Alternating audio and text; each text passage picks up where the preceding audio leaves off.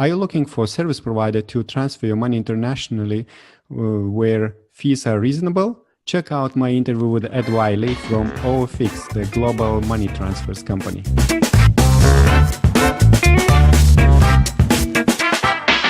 Hello, Ed. Hi, Augustus. How are you doing? I'm good, thank you. So OFX, can you introduce to us this company? What do you do and what problems do you solve for Amazon sellers? Yeah, so OFX is an international payment company. So we help sellers pay suppliers internationally and bring home their Amazon revenues. So what we do in that case is pretty much once they set up an account with OFX, we issue them overseas bank accounts, so where they're selling. So if you're based here in Australia, like I am, predominantly you'd usually start in the US market and would issue a US dollar bank account with, say, Bank of America. And then you can upload that bank account to the US marketplace and then receive those funds and then use those funds to either pay your suppliers in China in US dollars or bring back your revenues to Australia. So that's pretty much in a nutshell. Yeah, so that's, I'll throw it over to you for the next question. And besides providing different bank accounts from different countries, do you have any other things on offer for the marketplace sellers? Yeah, so we kind of integrate into the marketplace, so then you receive your revenues. We don't integrate too much of the marketplace, except we do plug into their API to speed up the payments coming through. And we're looking to launch a few more products down the line. But predominantly it's just the bank transfers. The reason why someone would use us over just receiving funds directly from Amazon would be because Amazon typically charge around 3.85 to 4% when they convert your funds back to your home currency. So theoretically, if I was based in Europe and I was selling on the US platform and I just provided them my Euro account, Amazon would convert those US dollars to euros, and then they'll charge, say, 3.85 to 4%. And then most of your suppliers probably, if you're selling from Europe, most of your suppliers will be in China. So you would actually have to use your bank or an FX service like OFX to send your funds back to China from euros back to US dollars. So what we do is we kind of cut out the middleman. We give you that US dollar account, so then you can use your US dollars to then pay your suppliers directly. So you save on that double conversion fee. When you're kind of expanding and you're going into multiple markets, that's when it gets a bit interesting. So we have a number of clients who want to play the game of foreign currency where they hedge out their exposure. Because they don't want, say, if a Brexit happens, a hard Brexit, and the pound falls dramatically, they want to be able to lock in that exchange rate for the year's worth of sales or their 6 month worth of sales. So we do offer hedging products, so a few other services don't, where we can lock in the exchange rate, say, for $500,000. If you've got $500,000 revenue over the year, and you like the exchange rate today, we can lock that in today. So you know exactly how much you're going to receive over that year. And if someone is expanding outside Amazon, can they receive payments from their websites or other marketplaces? Yeah, definitely. We've got a lot of people connected to Shopify. So it's kind of one of those services that a lot of Amazon sellers are adding on top. So they're expanding off Amazon. We've seen, I'd say probably around 80% of our clients now are selling on their website as well or driving traffic through their website. So we link up to Shopify payments and PayPal. So you can actually use the US dollar account and you can link it up to PayPal and Shopify payments. Or if you are selling on other marketplaces like Wish or Rakuten, you can actually link up those bank accounts to those places. Hopefully, as your business scales and it grows and it gets kind of a customer base off Amazon, you would then get wholesale orders. We've seen that quite recently. A lot of our clients have been kind of found off Amazon, and then they're getting wholesale orders from traditional retail stores within the US and within Europe. So you can use those bank account details to provide to your wholesale providers. then you get your invoices paid. So we're seeing that quite a lot lately.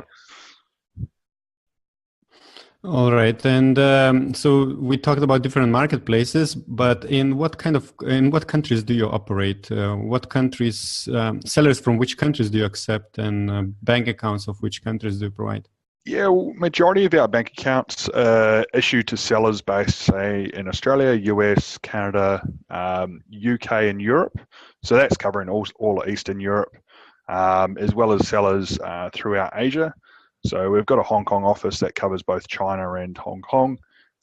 If you are doing over $25,000 a month, or say $20,000 a month, we can onboard you if you're in countries like India, Malaysia, Vietnam.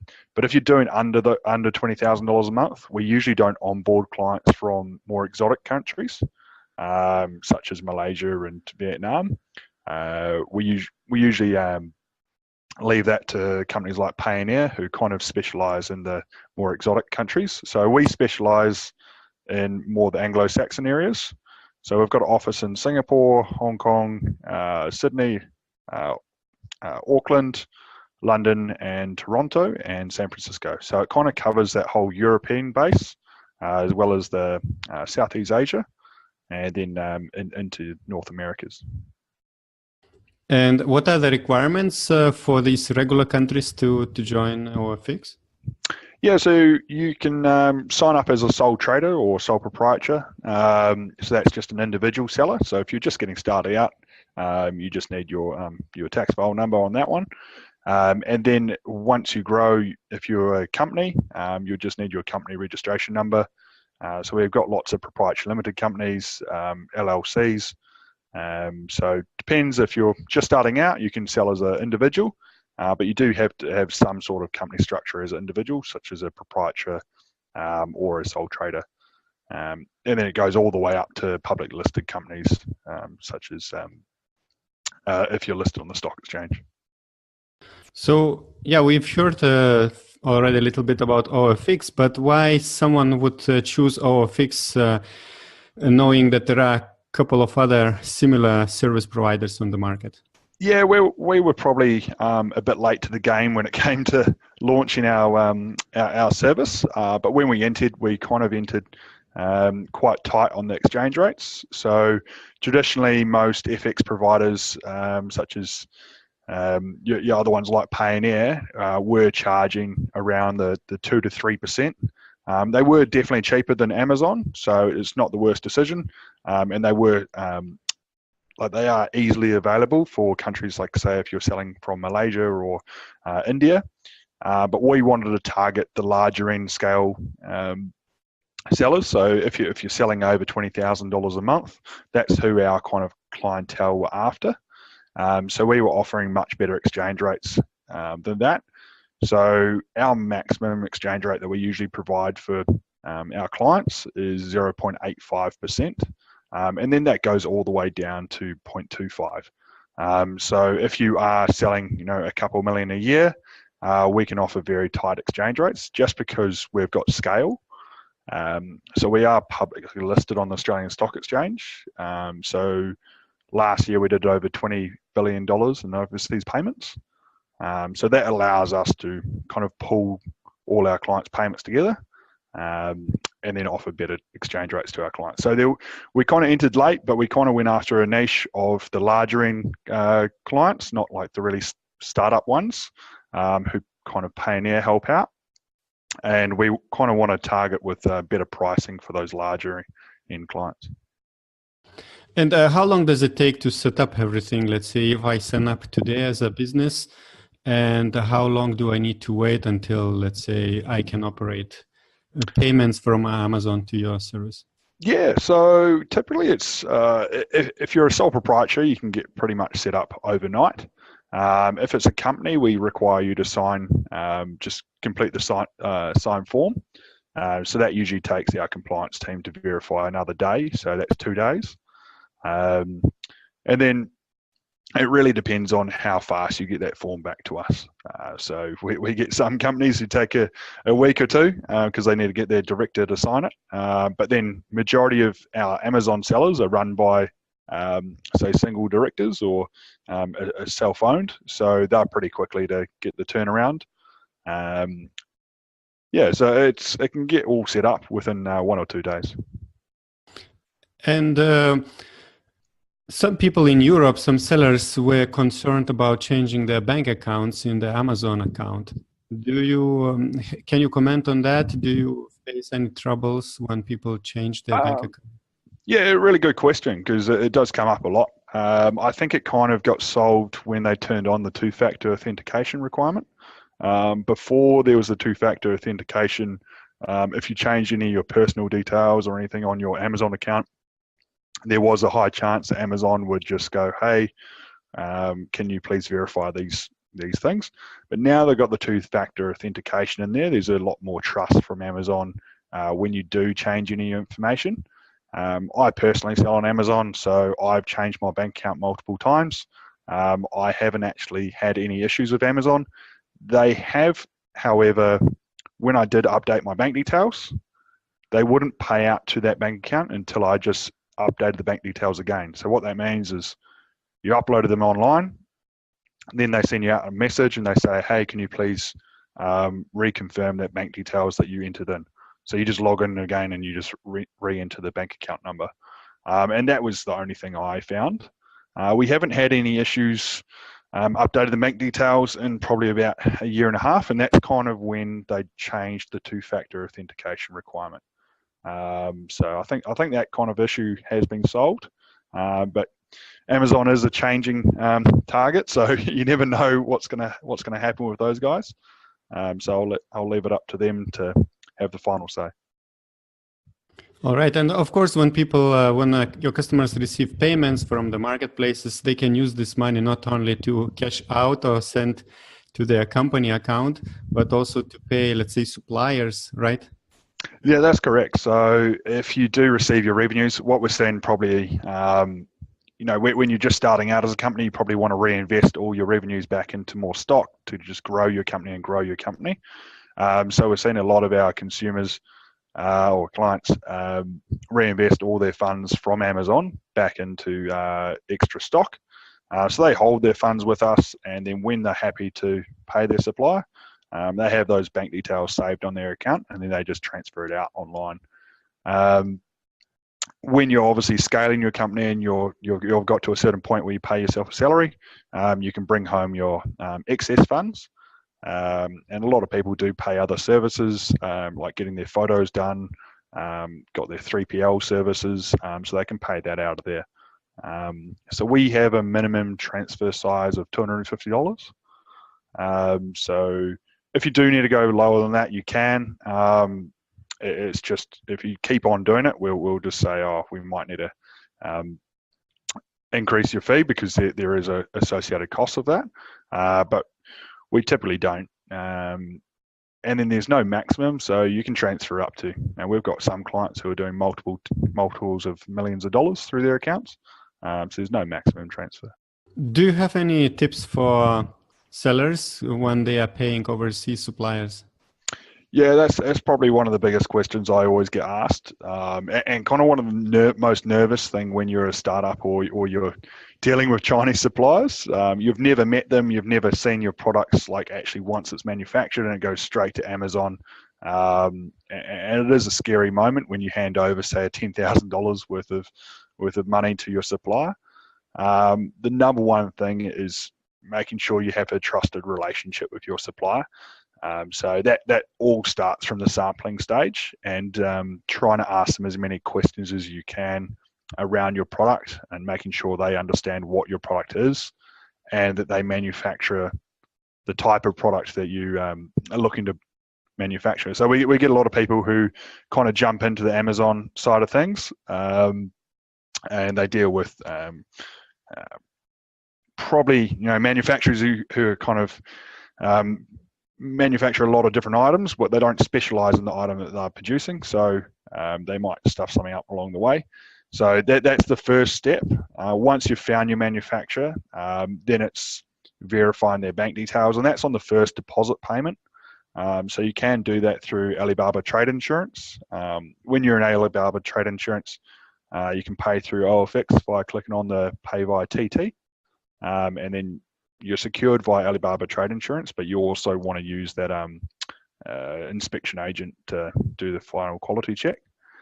With the bank details sending to China, they've got over 1 billion people, so just make sure the account name exactly matches what they've provided you, and it's the company that you're dealing with. So it's not a personal bank account, it is actually a company bank account, because if you send to a personal account, there's highly likely there's something dodgy going on. And then the last one, if you do actually receive an email of changing bank details, that is extremely unlikely to happen. So make sure you triple check with your supplier of those bank detail changes. It happens every month or so. A client's or supplier's email is hacked, and then they pretty much send out a mass email to all their clients saying we've updated our bank details.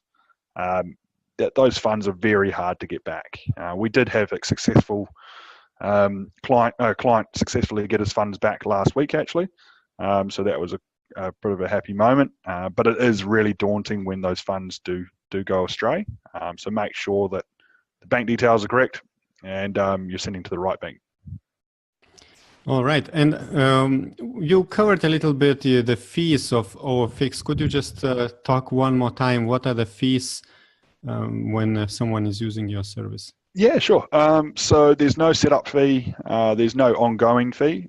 So pretty much once you set up an account with OFX, there's no kind of like setup fee or ongoing fee. It's once it's set up, we only charge you once you withdraw funds from the account or when you use us to pay your suppliers.